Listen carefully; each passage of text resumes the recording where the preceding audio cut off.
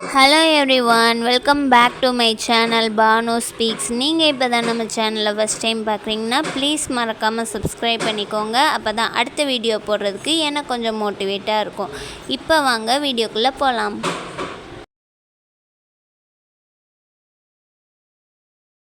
Hi friends, இன்றைக்கி நம்ம சேனலில் ஒரு சூப்பரான ரெசிபி தான் பார்க்க போகிறோம். என்னென்னா, எங்கள் வீட்டில் எப்போவுமே சிக்கன், மட்டன், பீஃப் எடுத்தால் இந்த ரெசிபி அதிகமாக செய்வோம். இது செய்கிறது ரொம்ப ரொம்ப ஈஸி, டேஸ்டியும் ரொம்ப சூப்பராக இருக்கும்.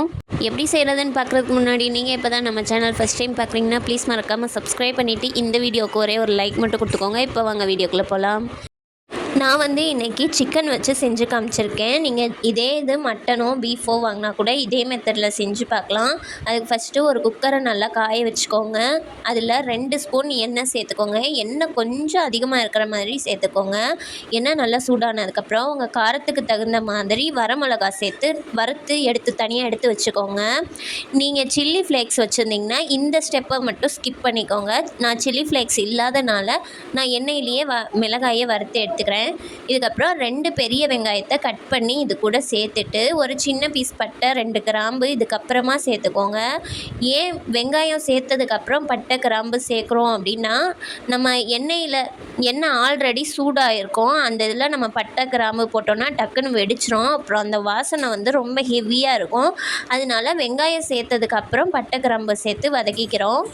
இப்போது வெங்காயம் நல்லா வதங்கினதுக்கப்புறம் 1.5 ஸ்பூன் இஞ்சி பூண்டு பேஸ்ட்டு சேர்த்து 2 நிமிஷத்துக்கு பச்சை வாசனை போகிற அளவுக்கு வதக்கி எடுத்துக்கோங்க.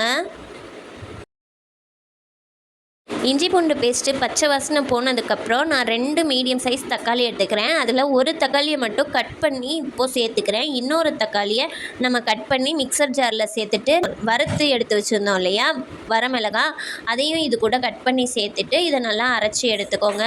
நான் முன்னாடியே சொல்லியிருந்த மாதிரி நீங்கள் சில்லி ஃப்ளேக்ஸ் வச்சுருந்தீங்கன்னா இஞ்சி பூண்டு பேஸ்ட்டோட பச்சை வாசனை போனதுக்கு அப்புறமா நீங்கள் உங்கள் காரத்துக்கு தகுந்த மாதிரி சில்லி ஃப்ளேக்ஸை சேர்த்து வறுத்துக்கலாம். நான் மிளகாயை வறுத்து எடுத்து வச்சுருந்தேன் இல்லையா, அதை வெறும் மிக்சர் ஜாரில் போட்டு நம்ம திரிச்சிட்டு அதுக்கப்புறம் சேர்த்தோன்னா நம்ம கை எரியிறதுக்கு வாய்ப்பு இருக்குது. அதனால் நான் ஒரு தக்காளியோடு சேர்த்து அரைச்சிக்கிறேன். இப்படி செஞ்சுட்டு நம்ம குக்கரில் சேர்த்துக்கும் போது நம்ம கையெல்லாம் எரியாமல் இருக்கும். நம்ம தக்காளி சேர்த்துட்டு ஒரு 2 நிமிஷத்துக்கு வதக்கி விட்டால் அது எண்ணெயிலேயே நல்லா கலர் சேஞ்ச் ஆகி அதோட பச்சை வாசனை போகி வந்துடும். இதுக்கப்புறம் நம்ம சிக்கன் க்ளீன் பண்ணி எடுத்து வச்சுருக்க சிக்கனை சேர்த்துக்கோங்க. நான் இன்றைக்கி 1/2 கிலோ சிக்கன் எடுத்திருக்கேன்.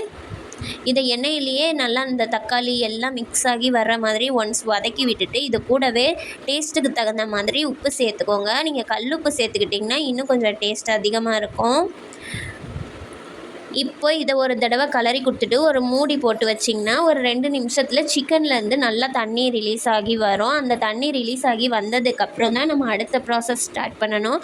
இல்லைன்ட்டா சிக்கனோட பச்சை வாசனை வரும். இப்போ நான் ஒரு மூடி போட்டு ஒரு 2 நிமிஷத்துக்கு அப்புறம் ஓப்பன் பண்ணி காமிக்கிறேன். இப்போது நம்ம ஓப்பன் பண்ணி பார்க்கும்போது சிக்கன்லேருந்து இவ்வளோ தண்ணி ரிலீஸ் ஆகிருக்கு. இது பத்தாது. நம்ம குக்கரில் தான் வேக வச்சு எடுக்க போகிறோம். சம்டைம்ஸ் குக்கரில் விசில் கொஞ்சம் அதிகமாக போயிருச்சுன்னா நம்மளுக்கு அடி பிடிக்கிறதுக்கு சான்ஸ் இருக்குது. அதனால் கூட ஒரு 1/4 டம்ளர் மட்டும் தண்ணி சேர்த்துக்கிறேன். நம்ம ஆல்ரெடி மிக்சியில் அரைச்சி வச்சுருந்தோம் இல்லையா தக்காளியும் வரமிளகாயும், அதே மிக்சர் ஜாரில் ஒரு 1/4 டம்ளர் தண்ணியை ஊற்றி நல்லா அலசிட்டு இது கூட சேர்த்துக்கிறேன். நம்ம எக்ஸ்ட்ராவாக தண்ணி ஊற்றிருக்கனால ஒன்ஸ் உப்பு செக் பண்ணிவிட்டு நம்ம குக்கர் மூடியை போட்டு உங்கள் குக்கருக்கு தகுந்த மாதிரி விசில் விட்டு வேக வச்சு எடுத்துக்கோங்க. நான் 4 விசில் வந்ததுக்கப்புறம் நல்லா அதோட ஸ்டீம் ஃபுல்லாக அடங்கிடணும். அந்த சத்தம் கேட்குறது நல்லா அடங்கினதுக்கு அப்புறமா தான் ஓப்பன் பண்ணோம். அப்போ தான் சிக்கன் நல்லா வெந்து இருக்கும்.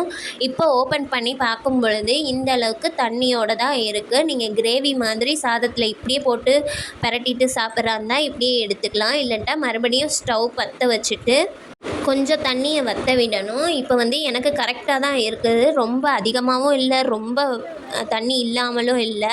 இப்போ நான் மறுபடியும் ஸ்டவ் பற்ற வச்சுட்டு பெப்பர் சேர்த்துக்கிறேன். பெப்பர் நம்ம காரத்துக்கு தகுந்த மாதிரி சேர்த்துக்கலாம். நம்ம பெப்பர் சேர்க்கும்போது நம்மளுக்கு சளி, இருமல் அந்த மாதிரி இருந்தால் கூட சீக்கிரமாக க்யூர் ஆயிரும். பெப்பர் சேர்த்ததுக்கப்புறம் ஒரு 1/2 ஸ்பூன் அளவுக்கு கரம் மசாலா சேர்த்து இதை ஒரு தடவை கலந்து விட்டுக்கோங்க. ஒரு தடவை கலந்து விட்டதுக்கப்புறமா ஃப்ரெஷ்ஷான கருவேப்பிலை இருக்கும் இல்லையா, அதை ஒரு கைப்பிடி அளவுக்கு இதுக்கு மேலே தூவி விட்டு நீங்கள் இறக்குறா இருந்தாலும் இறக்கிக்கலாம். இல்லைன்னா இன்னும் ஒரு ஃப்ரீ டிப்ஸ் என்னென்னா, உங்ககிட்ட குடமிளகாய் இருந்துச்சுன்னா அதோட விதையை எடுத்துட்டு அரை குடமிளகாயை மட்டும் சின்ன சின்ன பீஸாக கட் பண்ணி இது கூட சேர்த்துட்டு நல்லா கலந்து விட்டுருங்க. ஒரு 2 நிமிஷம் மட்டும் குடமிளகாய் சேர்த்ததுக்கப்புறம் வதக்கி விட்டால் போதும். அதுக்கப்புறம் சூப்பரான சிக்கன் சைடிஷ் ரெசிபி ரெடி ஆகிடும். ஸோ அவ்வளோதான். இந்த ரெசிபி உங்களுக்கு பிடிச்சிருந்துச்சுன்னா ஒரே ஒரு லைக் மட்டும் கொடுத்துக்கோங்க. நம்ம சேனலை இன்னும் சப்ஸ்கிரைப் பண்ணாமல் பார்த்துட்டு இருந்தீங்கன்னா ப்ளீஸ் சப்ஸ்கிரைப் பண்ணிக்கோங்க. மறுபடியும் வேறு ஒரு வீடியோவில் உங்களை வந்து பார்க்குறேன். பாய்.